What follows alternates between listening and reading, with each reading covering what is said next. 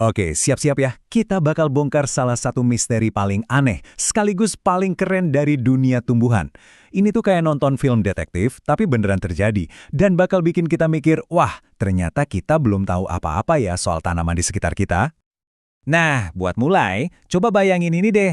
Kalian yang suka Pokemon pasti tahu banget sama Ditto kan? Si gumpalan ungu yang bisa berubah jadi Pokemon apa aja dengan sempurna. Nah, gimana kalau aku bilang, di dunia nyata, ada lo tanaman yang kemampuannya persis kayak Ditto. Keren banget kan? Oke, kenalan yuk sama Ditto-nya dunia nyata ini. Namanya Bokila trifoliolata. Dia ini sejenis tanaman merambat yang asalnya dari hutan-hutan lebat di Chili. Kelihatannya sih ya gitu deh, biasa aja. Tapi jangan salah, tanaman ini nyimpen bakat rahasia yang bakal bikin kalian melongo. Jadi ceritanya gini, ada seorang ahli botani namanya Ernesto Gianoli. Dia lagi di hutan, terus sadar ada yang aneh banget. Ada tanaman merambat yang daunnya kok bisa beda-beda bentuknya, niru persis sama pohon yang lagi ditempelin. Dan yang paling bikin pusing, dia niru tanpa perlu nempel langsung. Gimana caranya coba?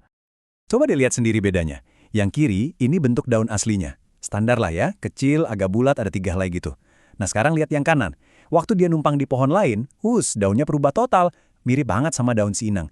Akurasinya itu loh, luar biasa. Dan kemampuannya ini bukan cuma soal niru bentuk sama ukuran aja loh. Kalau pohon inangnya punya daun yang ada durinya, si Bokila ini ikutan numbuhin ujung daun yang runcing, gila kan? Terus kalau inangnya daunnya panjang-panjang kurus, dia juga ikut-ikutan. Benar-benar bunglon sejati dari dunia tumbuhan. Dan yang lebih gila lagi, dia nggak cuma bisa niru 1 atau 2 jenis pohon.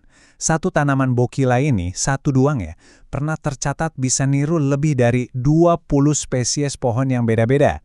Kadang-kadang, dalam satu jalur rambatannya itu, daunnya bisa beda-beda bentuknya tergantung pohon di dekatnya.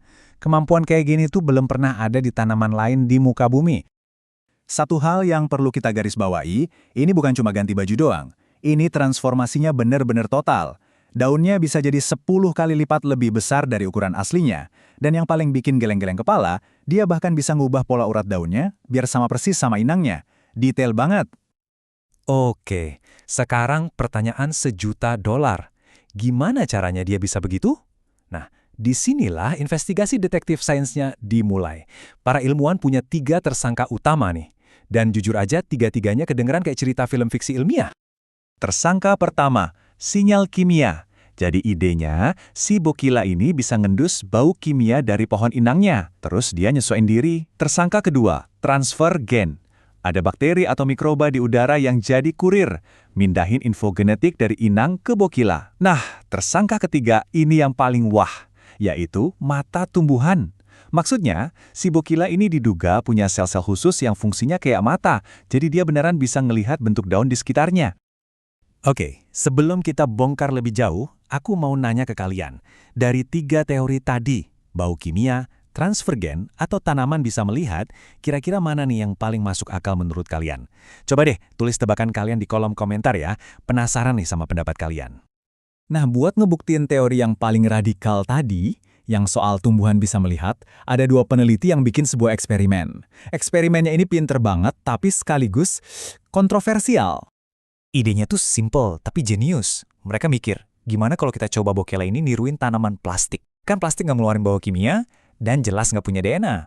Jadi kalau dia tetap bisa niru, berarti 2 teori pertama langsung gugur. Ini benar-benar jadi tes pamungkas buat ngebuktiin teori penglihatan. Jadi, gini nih setting eksperimennya. Mereka taruh Bokila di rak paling bawah. Terus di atasnya ada rak lagi, tapi raknya nggak tembus pandang. Nah, di rak paling atas, baru deh ditaruh tanaman plastik. Logikanya, daun Bokila yang tumbuh ke atas nanti bisa ngintip si tanaman plastik, sementara daun yang di bawahnya nggak bisa. Dan hasilnya bikin kaget semua orang. Daun Bokila yang tumbuh ke arah atas, yang bisa ngelihat plastik itu, beneran berubah bentuk. Daunnya jadi lebih panjang dan lebih kurus, sedikit mirip sama daun plastik di atasnya. Bayangin, dia niru benda mati, benda yang nggak punya nyawa, nggak punya bau, nggak punya gen. Tapi tunggu dulu. Di dunia sains, kalau ada penemuan heboh, pasti langsung banyak yang ngecek. Dan bener aja, eksperimen ini dapat banyak kritik. Para ilmuwan lain bilang desainnya ada celahnya. Misalnya, kondisi cahaya antara daun yang di atas sama yang di bawah kan beda. Bisa aja perubahan bentuk daun itu karena cahaya, bukan karena dia melihat. Jadi, setelah semua bukti, teori, dan perdebatan sengit ini, kesimpulannya gimana dong? Apa nih vonis akhir buat kasus si tanaman bunglon yang super canggih ini? Ada satu prinsip penting dalam sains. Klaim yang luar biasa butuh bukti yang luar biasa juga. Dan ide bahwa tanaman bisa melihat itu kan klaim yang luar biasa banget. Jadi buktinya juga harus super kuat. Nggak boleh ada celah sedikit pun. Dan vonis akhirnya adalah kasusnya belum terpecahkan. Misterinya masih terbuka lebar.